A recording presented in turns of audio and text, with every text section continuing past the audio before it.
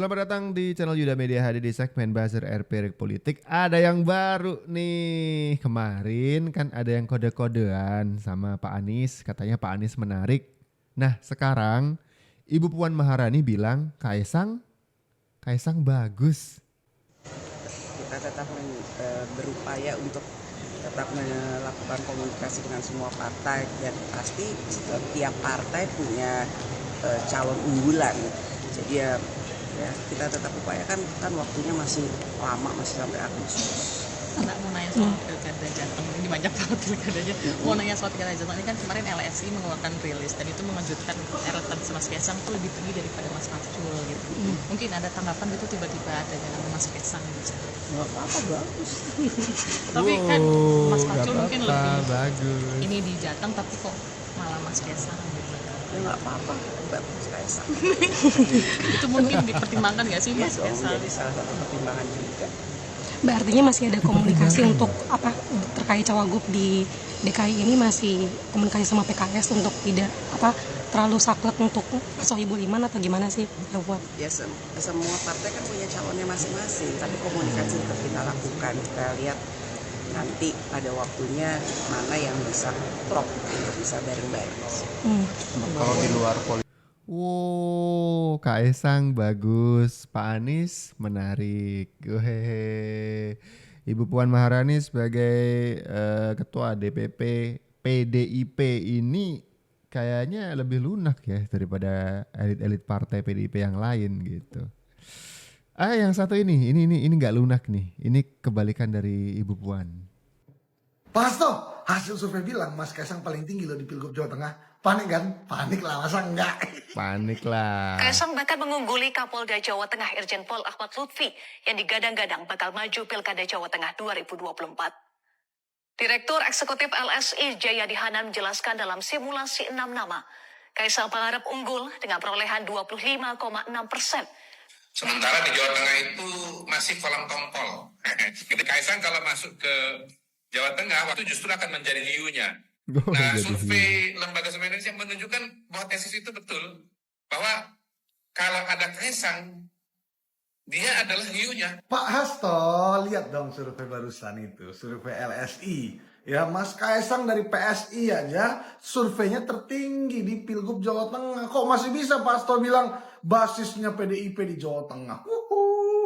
Jawa Tengah itu basis kami. Dari mana tolak ukurnya? Hanya dari pemilihan pileg partai PDIP paling banyak DPRD-nya? Ya nggak bisa gitulah.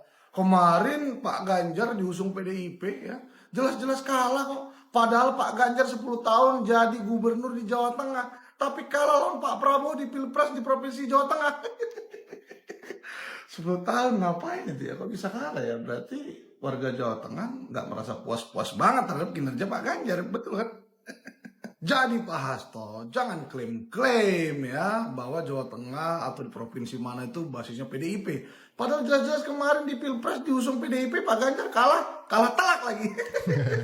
Dan bisa jadi kader-kader terbaik Koalisi Indonesia Maju yang kemarin mendukung Pak Prabowo ya, bisa jadi menang dan menguasai pilgub di provinsi-provinsi besar yang ada di Indonesia.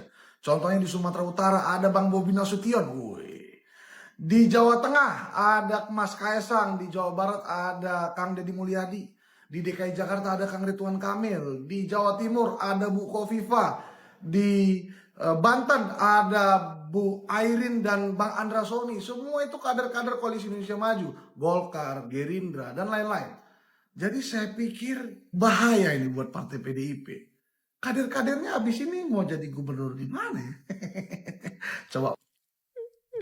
Gimana nih pertanyaannya?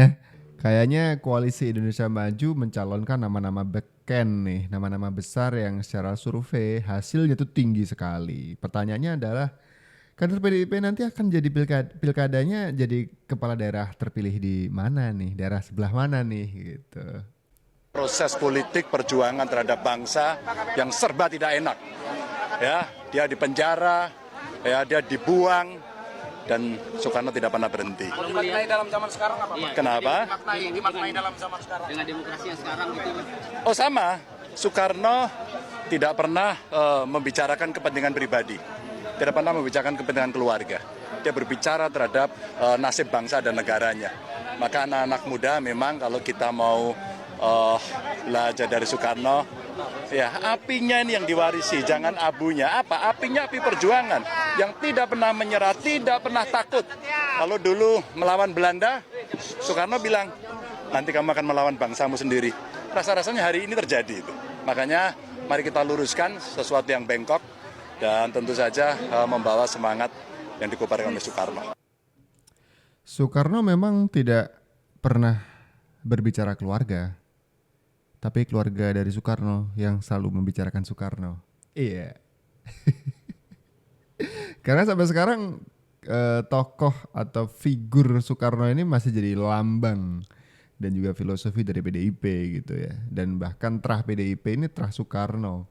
Selalu dipimpin oleh Bu Mega dari tahun ke tahun, yang kayaknya nanti di 2025 akan ada kongres PDIP dan yang terpilih nanti Bu Mega lagi. Kenapa bisa tahu begitu? Karena kemarin ada Rakernas di Ancol ya kan. Salah satu poin yang dibacakan oleh Puan Maharani meminta Ibu Megawati Soekarno Putri untuk tetap memimpin PDIP. Jadi ketum lagi. Jadi Pak Ganjar ini pengen menyinggung Pak Jokowi atau menyinggung partainya sendiri? Terima kasih Anda masih menyaksikan Political Show. Kini saatnya kita masuk ke segmen Electionpedia. Sejumlah survei memotret pengaruh Jokowi di pilkada hingga elektabilitas tokoh politik yang digadang-gadang akan mengikuti kontestasi pilkada serentak November mendatang. Dan berikut ini adalah rangkuman hasil surveinya. Saya tunjukkan satu-satu ya. Jokowi Effect di pilkada 2024 berdasarkan survei Litbang Kompas yang baru dirilis kemarin tanggal 27 Mei sampai 2 Juni 27 Mei sampai 2 Juni 2024, ternyata ada 54,3% publik yang mempertimbangkan calon kepala daerah yang berkaitan ataupun dekat dengan Pak Jokowi. Jadi pengaruhnya Pak Jokowi ini sebesar 54,3% ke calon kepala daerah yang di-endorse olehnya. Kemudian yang tidak mempertimbangkan calon yang diusung ataupun didekati oleh Pak Jokowi ada sekitar 32,9%, yang tidak tahu atau tidak jawab ada 12,7%. Jadi Jokowi Effect masih laku sekitar 54,3% ya di pilkada serentak November mendatang. Kita lihat selanjutnya. Bagaimana dengan PDI Perjuangan Effect? Ternyata Litbang Kompas memotret selain ada Jokowi Effect, ada PDI Perjuangan Effect. Di pilkada serentak 2024 mana yang lebih ampuh? Apakah Jokowi Effect atau PDI Perjuangan Effect? Kita lihat yang mempertimbangkan ada sekitar 58,5% publik akan mempertimbangkan jika calon kepala daerah tersebut diusung oleh PDI Perjuangan. Yang tidak mempertimbangkan ada 25,3%, sementara yang tidak tahu atau tidak jawab ada 16,2%. Ini hasil surveinya Litbang Kompas, masih sama 27 Mei sampai 2 Juni 2024. Berarti di sini kalau kita bisa lihat efek PDI Perjuangan lebih besar dibandingin efeknya Pak Jokowi. PDI Perjuangan 58,5, Pak Jokowi 54,3%. Oke, kita lihat siapa-siapa saja orang dekatnya Pak Jokowi yang bertarung di Pilkada Serentak 2024. Oke, kita lihat yang pertama ternyata ada menantunya berdasarkan popularitas di Sumatera Utara, Lembaga Survei Vote Institute, periode surveinya Mei 2024. Menantunya Pak Jokowi, Bobi Nasution, angkanya 21,4%, kemudian Edi Rahmayadi 13,7%, ini mantan Gubernur Sumatera Utara ya. Kemudian ada Musa Rajeksyah, mantan Wagub Sumatera Utara 3,9%, sementara Basuki Cahayapurnama atau Ahok yang digadang-gadang oleh PDI Perjuangan akan didorong ke Sumatera Utara hanya 3,8%. Hari ini menantunya Pak Jokowi disokong oleh Koalisi Indonesia Maju, termasuk Nasdem. Koalisi Perubahan juga mengusung Bobi Nasution atau menantunya Pak Jokowi, 21,4%. Itu tadi di Sumatera Utara. Kita lihat di Pulau Jawa, ada berdasarkan popularitas di Jakarta, Lembaga Survei Jakarta periode survei Januari 2024 memotret ada anak bungsunya Pak Jokowi di sini ya. Ridwan Kamil, Gubernur Jawa Barat 23,4%, Tri Risma Harini 19,2%, Anies Rashid Baswedan, mantan Capres, mantan Gubernur Jakarta 18,4%, ada Basuki Cahayapurnama cukup tinggi juga ya 8,7%, kemudian Heru Budi Hartono PJ Gubernur hari ini 5,5%, dan ternyata anak bungsunya Pak Jokowi masuk survei Kaisang Pangarep di 3,9%. Kita tunggu Agustus kalau kata Mas Kaisang. Kita lihat slide selanjutnya. Jawa Tengah, ini asalnya Pak Jokowi ya, tempat Pak Jokowi dulu dimulai karir politiknya. Berdasarkan popularitas di Jawa Tengah, Lembaga Survei Proximity Indonesia, periode survei 23 sampai 31 Mei 2024, ada mantan Wakil Gubernur Jawa Tengah 7,8%. Ini Taj Yassin Maimun, ini adalah putra almarhum pendiri P3 Mbah Maimun ya, yang pernah menjadi wakilnya Mas Ganjar. Kemudian ada mantan Kapolda Jawa Tengah Irjen Polisi Ahmad Lutfi 5,6%. Ini adalah orang dekatnya Pak Jokowi. Dulu zaman Pak Jokowi jadi wali kota Solo, Pak Ahmad Lutfi sempat menjabat sebagai petinggi kepolisian di sana, entah Kapolres atau Wakapolres ya.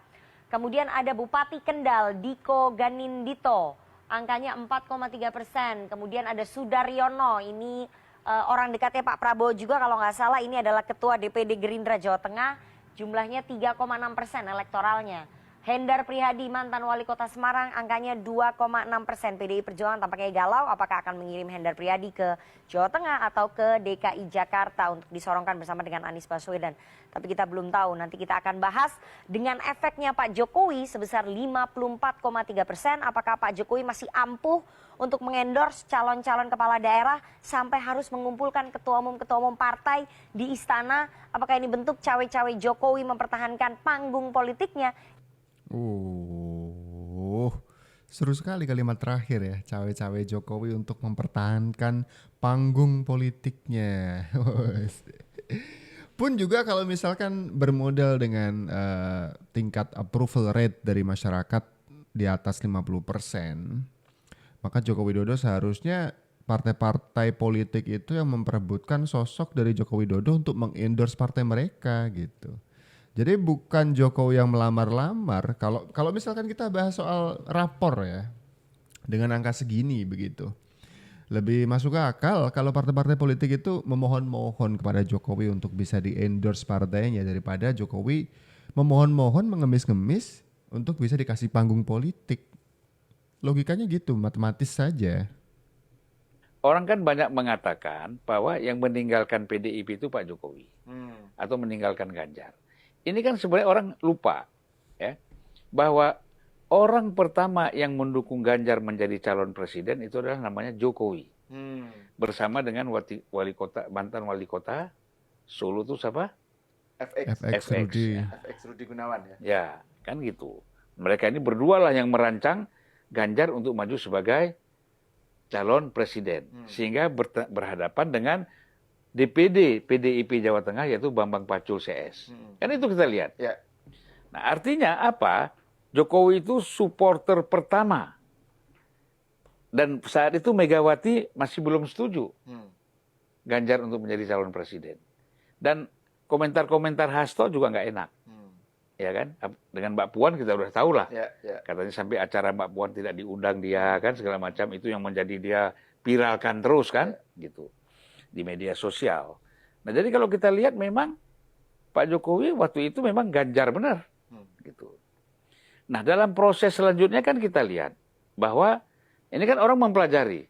Orang ini betul-betul bersahabat, loyal, atau memang setia nggak sih sama saya? Kan Pak Jokowi mempertanyakan hal itu pasti dalam dirinya. Nah, terbukti tidak. Apa? Ganjar tidak ngomong dulu sama Pak Jokowi ketika mengatakan melarang Israel main di U20 ya. U20. Ya kan, langsung dia kan dengan Gubernur Bali itu menyatakan menolak itu kan kehadiran Israel gitu. Nah, di situ kan udah jadi catatan buat Pak Jokowi. Apa salahnya sih? Tanya saya dulu. Ya kan? Pak, ini ada begini-gini gimana, Pak? Apa yang ini? Kan dia sebagai gubernur.